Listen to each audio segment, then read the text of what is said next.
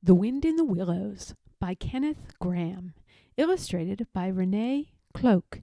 Chapters 4 to 6. Chapter 4. Mr. Badger. At last they heard the sound of slow, shuffling footsteps approaching the door from inside. There was a noise of a bolt being shot back. The door opened, and there was Mr. Badger. "Oh, Badger, let us in, please. We've lost our way in the stew." "Come on in the kitchen," said Badger kindly. "There's a fire there and supper." Badger set the two of them down by the fireside and told them to take off their wet coats and boots. Then he fetched them dressing gowns and slippers and put some sticking plaster on the cut on Mole's leg.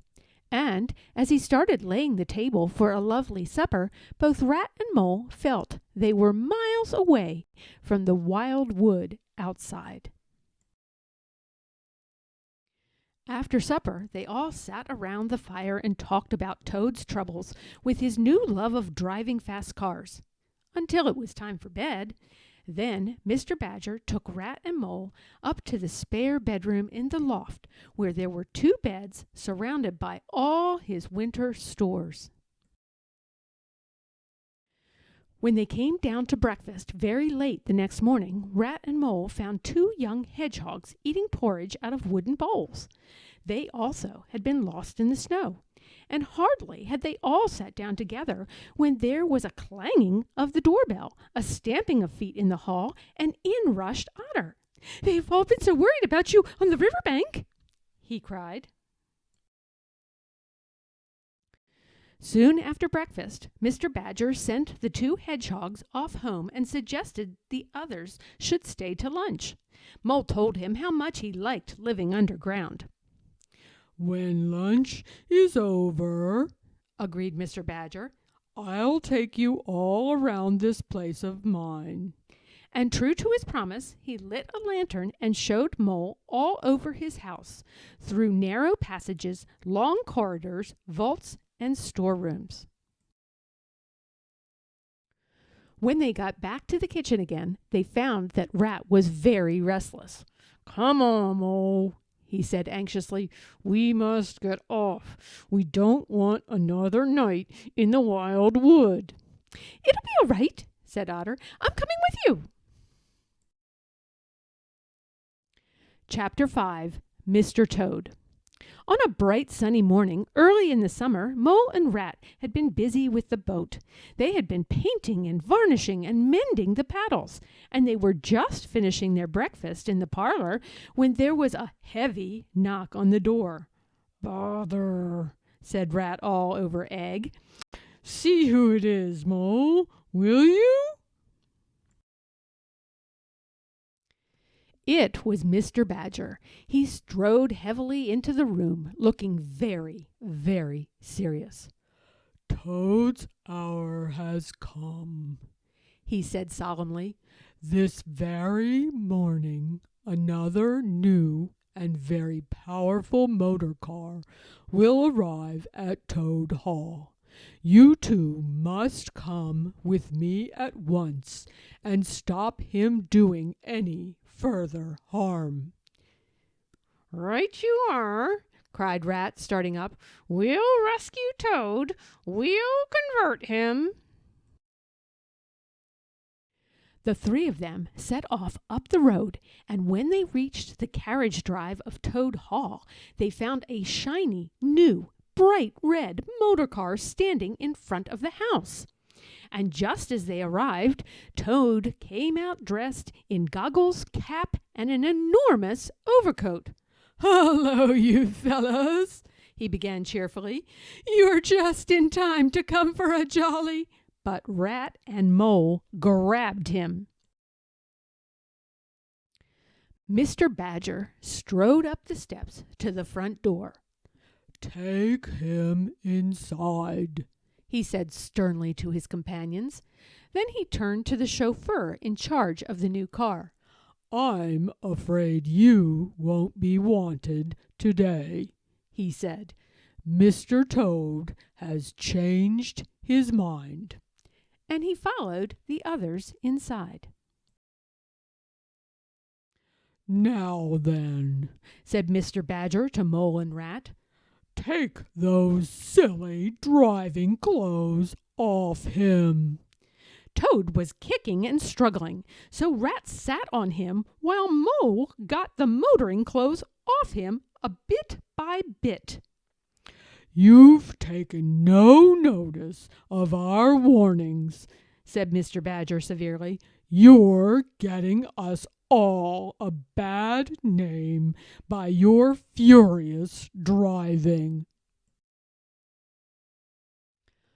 "I'll make one more effort to bring you to reason," went on Mr. Badger. "You come with me into the smoking room."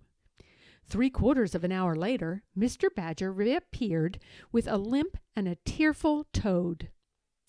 "He's very sorry, and he's going to give up motor cars forever," announced Mr. Badger.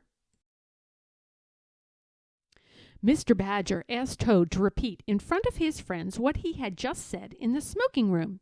They all looked at him. "No," he said, "I'm not sorry. In fact, the very first motor car I see, poop, poop, off I go in it." "What?" cried Mr. Badger. "You backsliding animal, you! Take him upstairs, you two, and lock him in his bedroom." "It's going to be a long business," said Mr. Badger, sighing. "I've never seen Toad so determined." And true enough, while he was locked in his room, Toad would arrange the bedroom chairs to look like a motor car.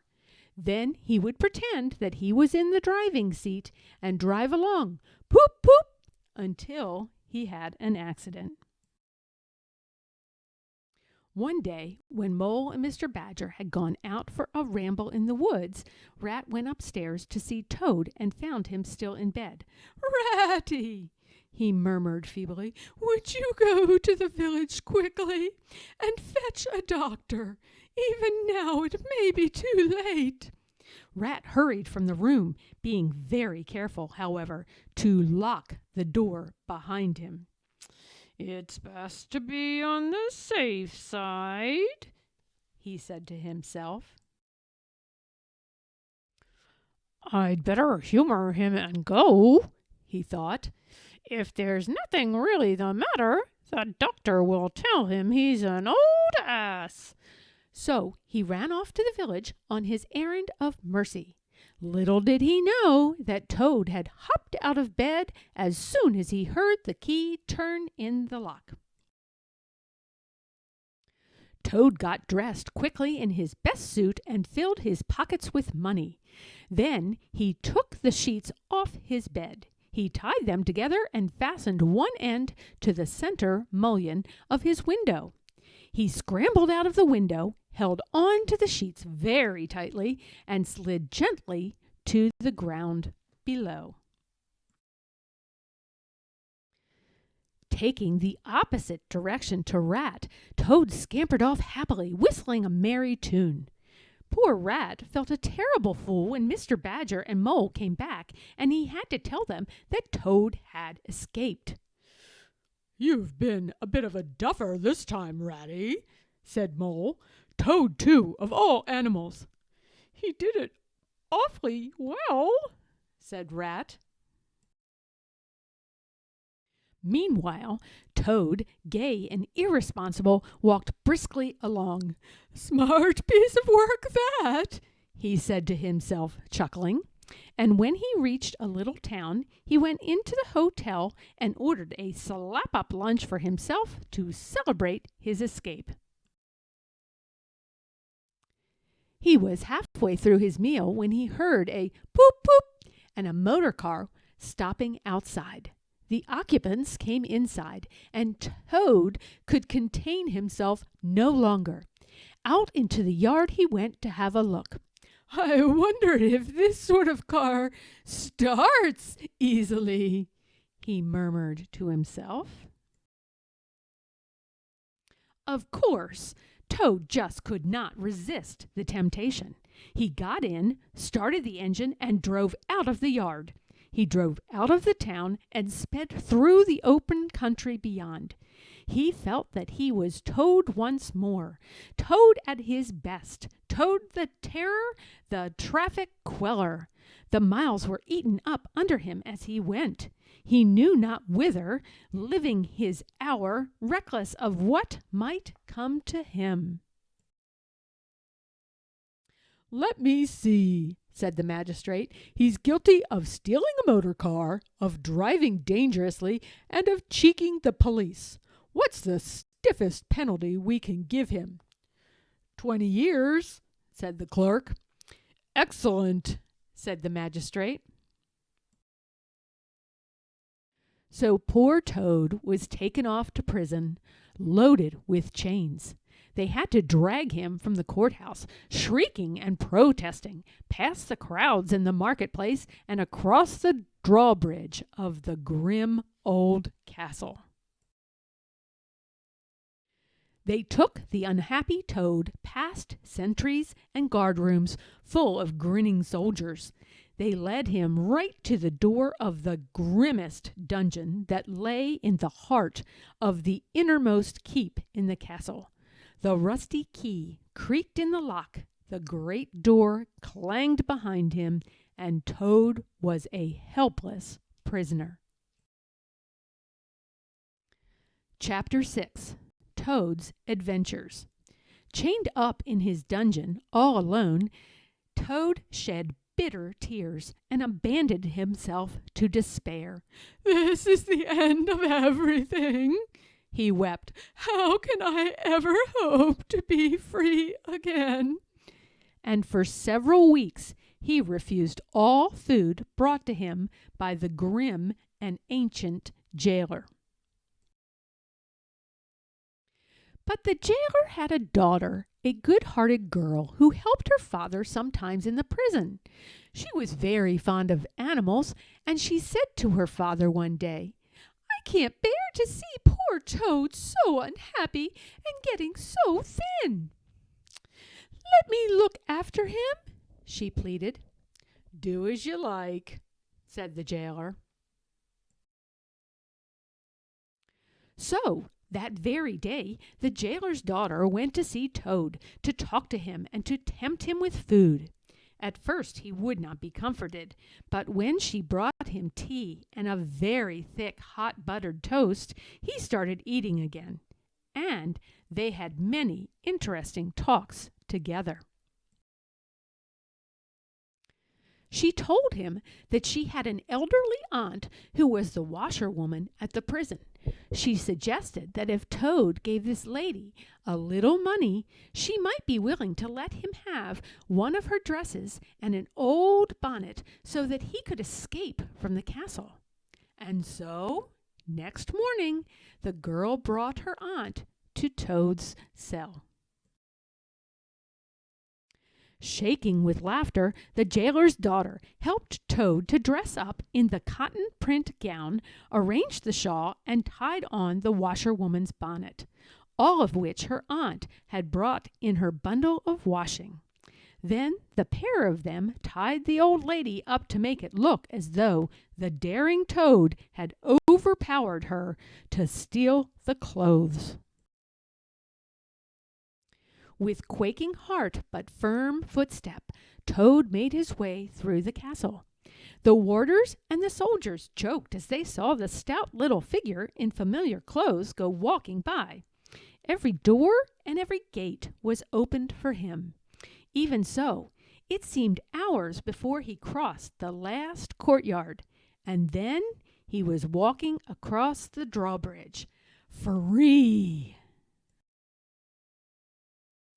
Dizzy with the success of his daring exploit, Toad made his way to the railway station. He went to the booking office to buy a ticket and found to his horror that he had left all his money and belongings behind in the prison. He pleaded with the booking clerk, but he was pushed out of the way. In despair again, he wandered down the platform to where the train was waiting.